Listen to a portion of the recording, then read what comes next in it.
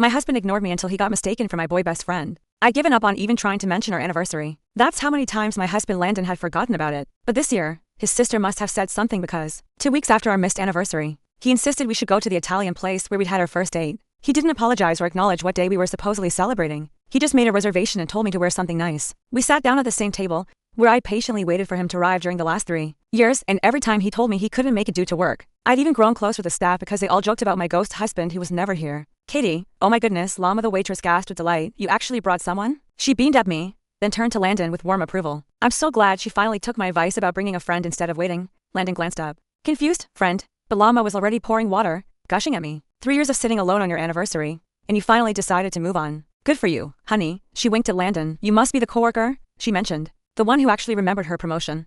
Landon's brow furrowed as Llama continued. Make sure to order the good wine tonight. She always gets the house red since she's paying alone. She patted my shoulders sympathetically before walking away, leaving Landon staring at me. What was that about? He asked.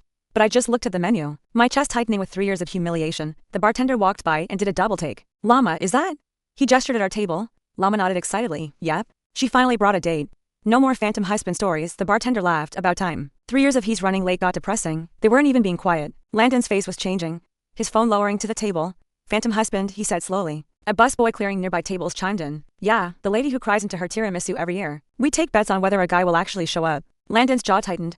The Summire approached with genuine enthusiasm. Ma'am, since you have actual company tonight, might I suggest a real bottle? Not like when you nursed a single glass for hours. Landon was completely still now, watching. The staff treat him like my savior, while discussing my abandoned anniversaries. I remembered how alone I'd felt whenever I came here. How I'd wished that Landon would bring me a gift and pick me up in his car. But he'd always let me down. Llama returned with her notepad, still glowing with approval at Landon. You know, sir. She orders the same thing every anniversary, a butternut squash ravioli. Her husband apparently loved it on their first date here. Landon was starting to squeeze his knuckles, realizing how badly he'd been ignoring his wife. She even brought him a gift once.